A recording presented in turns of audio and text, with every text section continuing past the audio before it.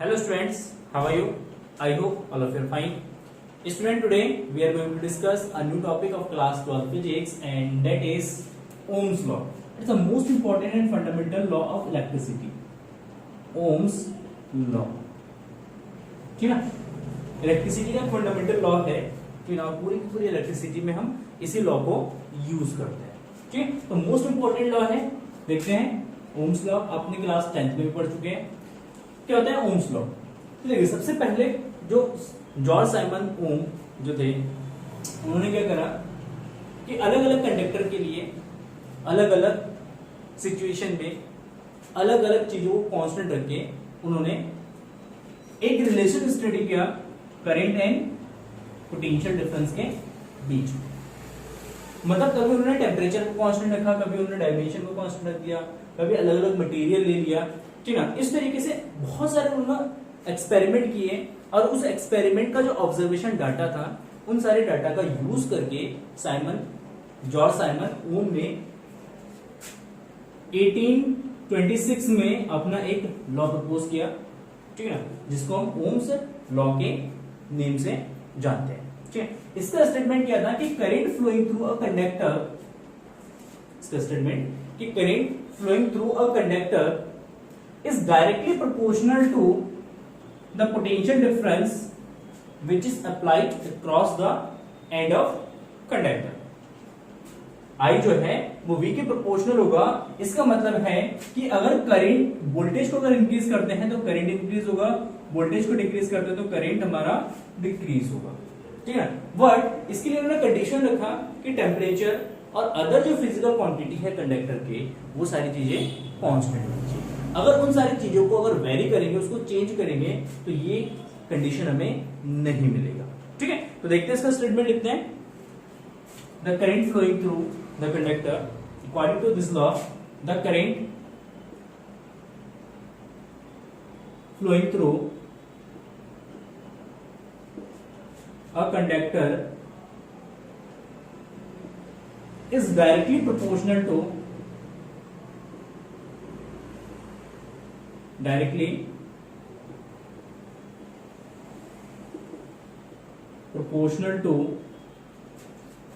the potential difference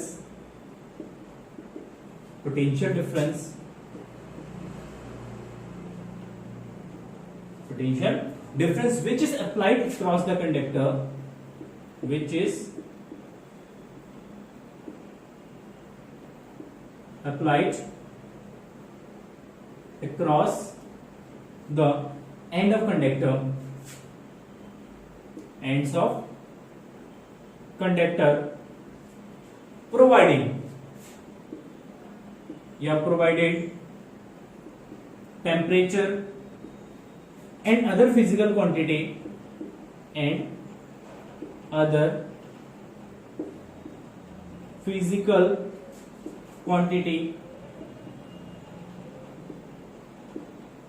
remain same. ठीक है, मतलब किसी कंडक्टर से अगर करंट फ्लो रहा है तो करंट का जो मैग्नीट्यूड है वो पोटेंशियल डिफरेंस के डायरेक्टली प्रोपोर्शनल होगा. बस यहाँ पे कंडीशन है कि जो टेम्परेचर है और अदर फिजिकल क्वांटिटीज में जैसे उसका लेंथ हो गया, क्रॉस सेक्शन एरिया हो गया, और प्रेशर हो गया, ह्यूमिडिटी हो गया, ये सारी चीजें जो है वो कांस्टेंट होनी चाहिए. ठीक है, अगर कांस्टेंट है तो आई जो है ये प्रोपोर्शनल होगा V के. I is proportional to V. Clear? और we can say V is proportional to I. इसका रिवर्स भी पॉसिबल है. ठीक है, V is proportional to I. Proportionality का साइन यहां से रिमूव करेंगे तो आएगा एक कांस्टेंट R. R I. ठीक है, मतलब V is equal to IR, जहां पे R जो है, R एक कांस्टेंट है, R एक हमारा प्रोपोर्शनलिटी कांस्टेंट है, और इस प्रोपोर्शनलिटी कांस्टेंट को हम कहते हैं रेजिस्टेंस ऑफ द कंडक्टर. तो R इज इक्वल टू जो है रेजिस्टेंस ऑफ कंडक्टर. क्लियर है? तो रेजिस्टेंस ऑफ कंडक्टर होगा, और इसका जो वैल्यू है वो डिपेंड किस पे करेगा? तो R का जो वैल्यू है वो ना तो V पे डिपेंड करता है ना I पे डिपेंड करता है. ठीक है, उसका वैल्यू जो है R का वैल्यू डिपेंड करता है, it's value depends on temperature and nature of conductor की नेचर पे डिपेंड करता है, किस तरीके का कंडक्टर है, and length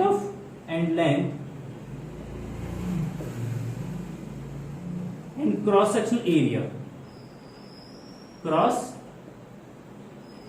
area of the conductor. मतलब आर का जो वैल्यू है ना तो वी पे डिपेंड करेगा, ना पोटेंशियल डिफरेंस पे डिपेंड करेगा, ना करंट पे डिपेंड करेगा।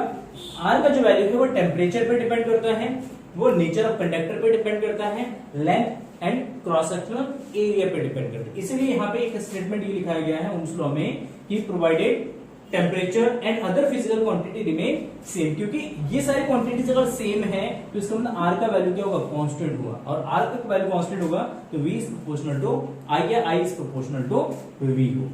Is it clear? Simple, no doubt.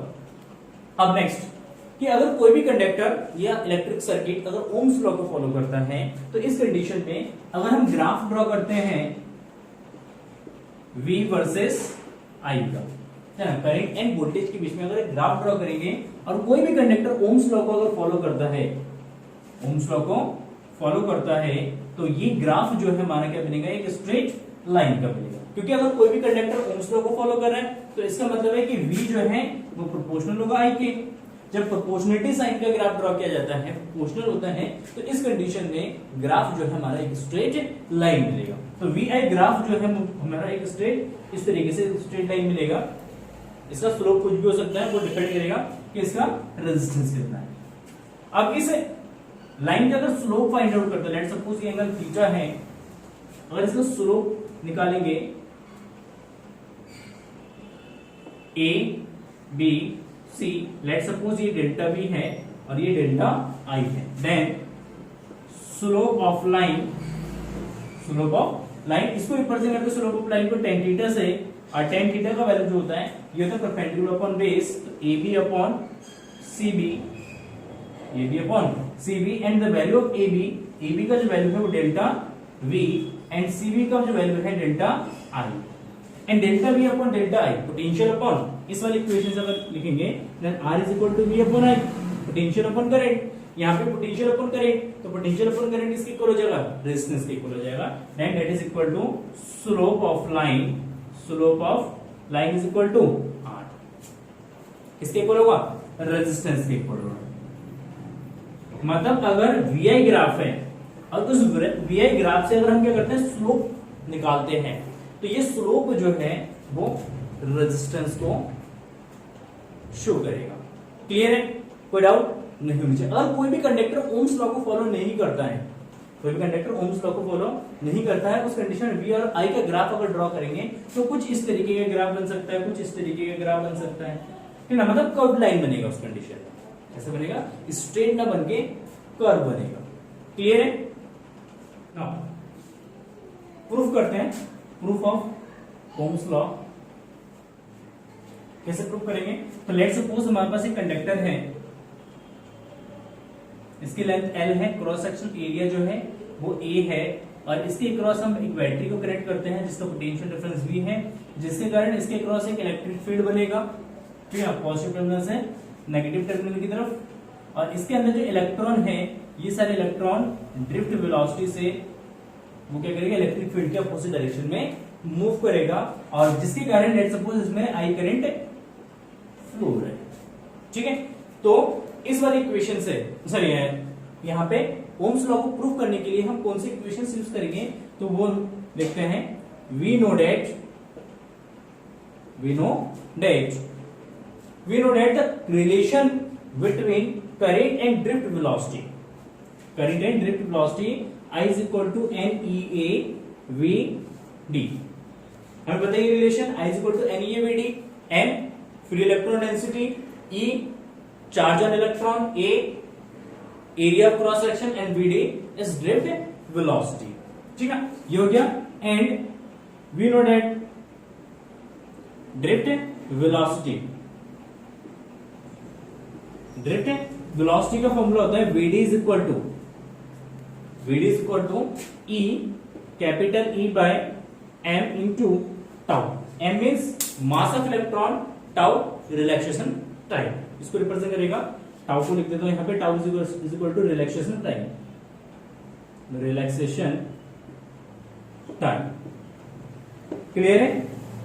But यहाँ पे हमें पता है कि E इज इक्वल टू, जो इसके अक्रॉस या इस कंडक्टर के अंदर जो इलेक्ट्रिक फील्ड जनरेट हुआ है वो किसके कारण जनरेट हुआ है? इस पोटेंशियल डिफरेंस के कारण, ठीक है ना। तो यहाँ पे E का जो वैल्यू होगा, E is equal to V by L, क्योंकि मैं रिलेशन पढ़ा है, E is equal to minus dV upon dr, relation है ना। यहाँ पे dV पोटेंशियल डिफरेंस को रिप्रेजेंट करेगा, dr डिस्टेंस को रिप्रेजेंट करेगा, कंडक्टर की लेंथ हो जाएगा L। माइनस साइन इंडिकेट करता है इलेक्ट्रिक फील्ड के डायरेक्शन को, वो हमें पता है पॉजिटिव से नेगेटिव टर्मिनल की तरफ होगा। क्लियर है? वैल्यू सब्स्टिट्यूट कर देते हैं यहाँ पे। Then VD is equal to E V by ml into tau, EV by ml into tau. अब ये जो वैल्यू है इसको सब्स्टिट्यूट करते हैं इक्वेशन नंबर फर्स्ट में। Then from equation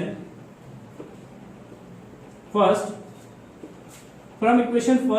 I is equal to NEA VD।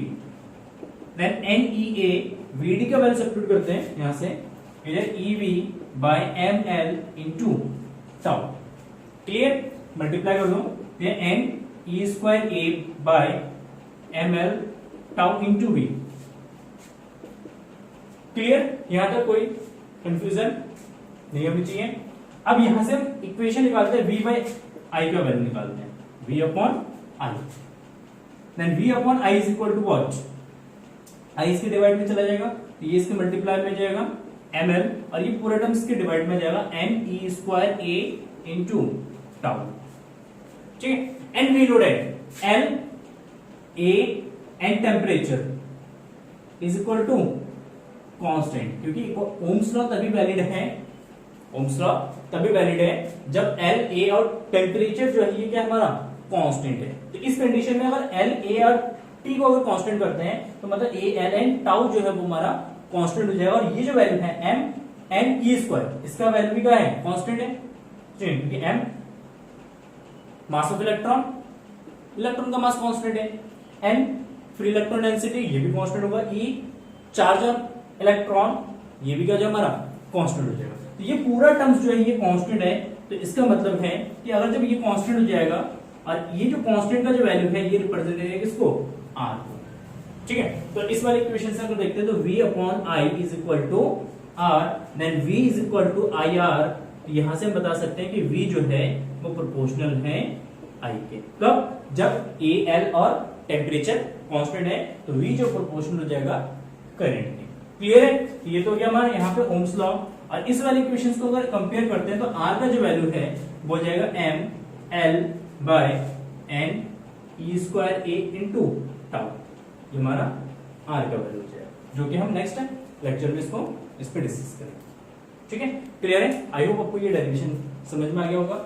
बस आपको इस डेरिवेशन को करने के लिए दो इक्वेशंस की जरूरत है, करंट एंड ड्रिफ्ट वेलोसिटी में रिलेशन एंड ड्रिफ्ट वेलोसिटी का इक्वेशन, जो कि आप प्रीवियस लेक्चर में हमने डिस्कस किया है। अगर आपने नहीं देखा है तो वीडियो का लिंक डिस्क्रिप्शन में मिल जाएगा, वहां से आप जाके दोनों वीडियोस को देख सकते हैं।